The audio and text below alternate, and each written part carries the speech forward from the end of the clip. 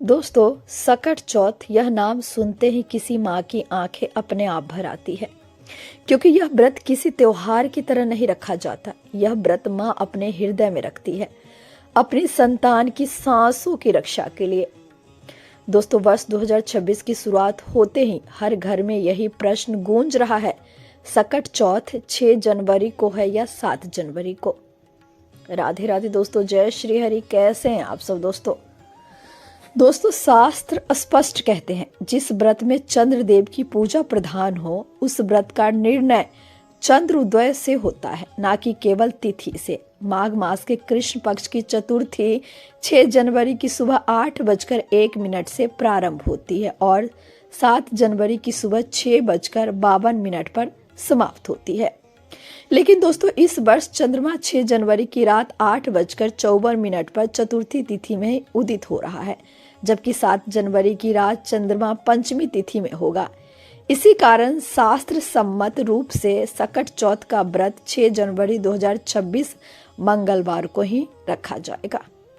अब सुनिए दोस्तों, इस दिन का सबसे संवेदनशील रहस्य भद्रा।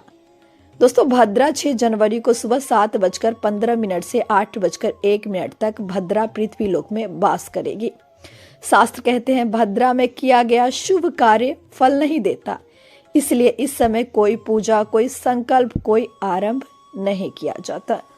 दोस्तों, जब घड़ी 8:01 पार करेगी, तभी सकट चौथ का वास्तविक पुण्यकाल प्रारंभ होगा। उसके बाद सर्वथा सिद्धि योग सुबह 7:15 से दोपहर 12:17 तक रहेगा, जो किसी भी व्रत को सिद्धि प्रदान करता है।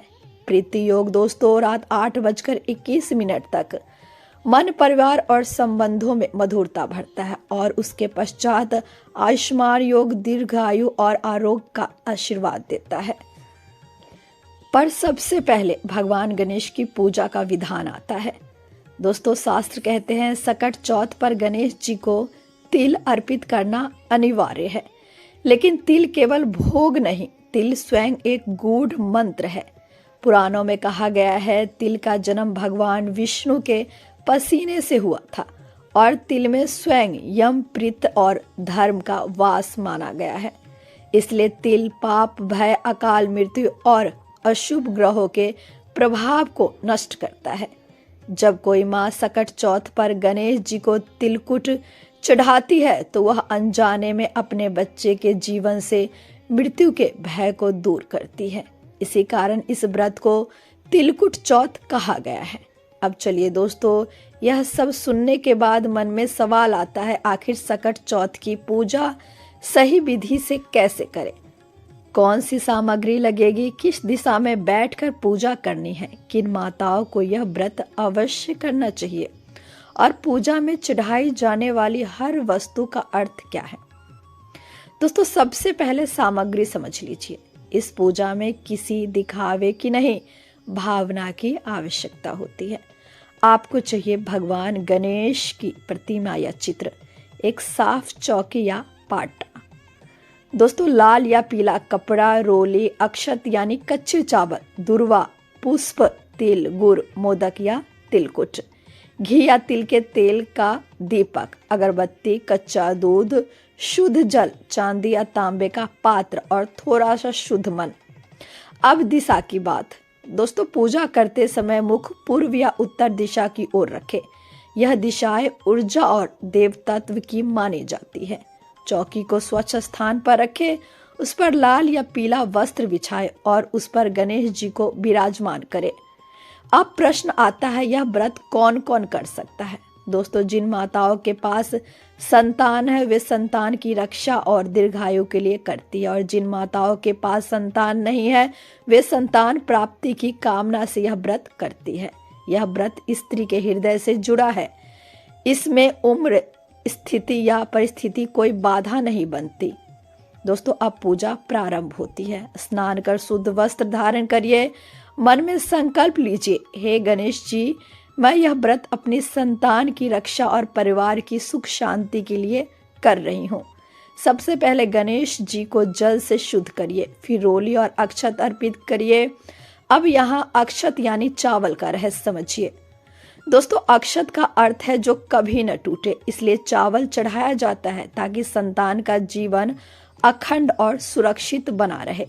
अब दुर्वा चढ़ाइए। दुर्वा का अर्थ है जीवन शक्ति। गणेश जी को दुर्वा अत्यंत प्रिय है क्योंकि यह आयु और स्वास्थ्य बढ़ाती है। अब तिल और गुड़ अर्पित करें। तिल मृत्यु भय को दूर करता है और गुड़ जीवन में मधुरता लाता है। अब मोदक या तिलकुट चढ़ाए। मोदक का अर्थ है आनंद और पूर्णता। यह संकेत देता है कि जीवन के संकट अनंतः मिठास में बदल जाए। अब घी या तिल के तेल का दीपक जलाइए। तेल इसलिए क्योंकि यह स्थिरता का प्रतीक है और घी इसलिए क्योंकि यह पवित्रता का। दोस्तों अब दूध का रहस्य। दूध शुद्धता और मातृत्व का प्रतीक है। जब आप दूध अर्पित करते हैं तो यह दर्शाता है कि आप अपना मातृत्व भगवान के चरणों में समर्पित कर रही हैं। पूजा के अंत में गणेश मंत्र बोलिए, ओम गण गणपतये नमः। फिर दिन भर उपवास रखें और रात को जब 8:54 पर चंद्रमा निकले तो जल में दूध, पुष्प और अक्षत मिलाकर उसे अर्घ दीजिए। यह अर्घ आपकी पूरी भावना को आकाश तक पहुंचा देता है। और जब चंद्रमा को अर्घ दे दिया जाता है तो बाहर से देखने वाला समझता है कि व्रत पूरा हो गया, पर वास्तव में उसी क्षण व्रत का असली प्रारंभ आरंभ होता है।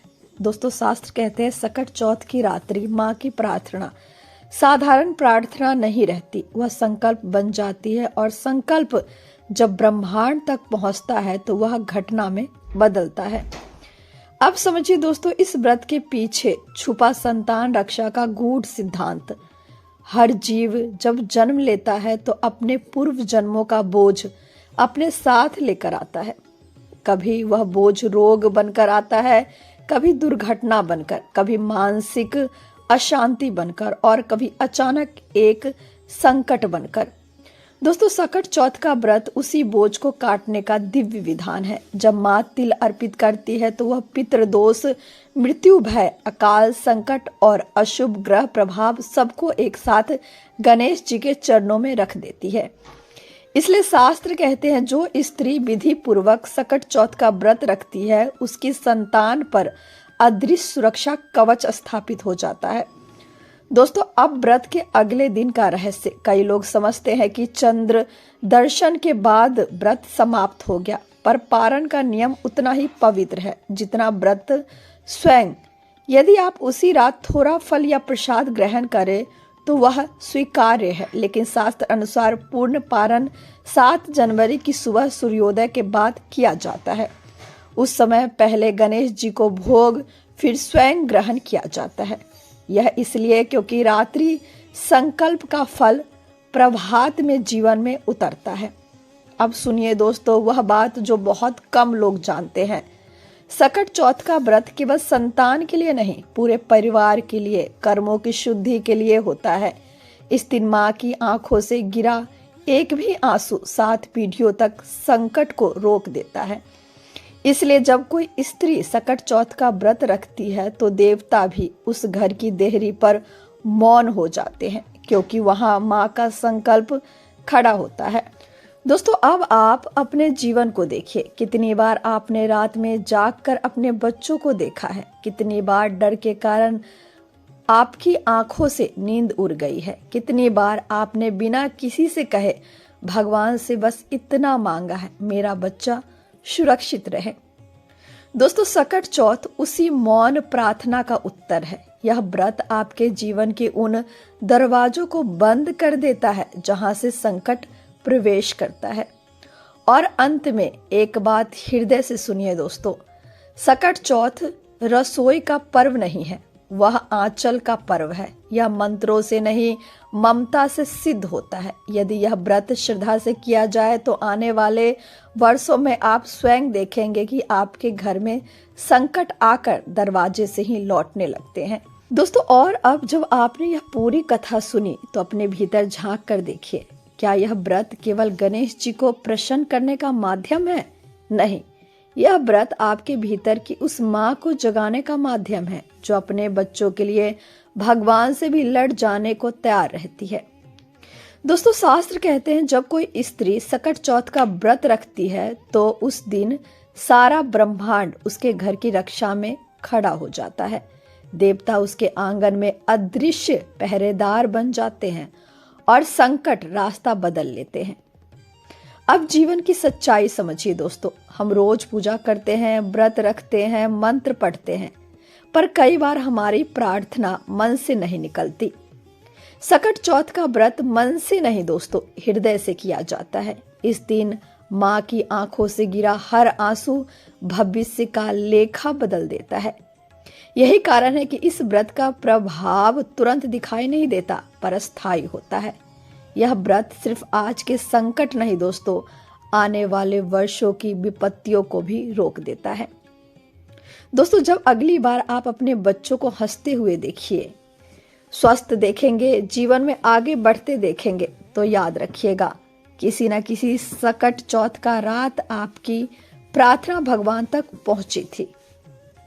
और अंत में मैं आपसे बस एक ही बात कहना चाहूंगी, यदि आपके जीवन में कोई भी संकट है, कोई भय है, कोई अनकही पीड़ा है, तो इस सकट चौथ अपने आंचल में सिर्फ फल फूल नहीं, अपना हृदय भरकर गणेश जी के चरणों में रख दीजिए।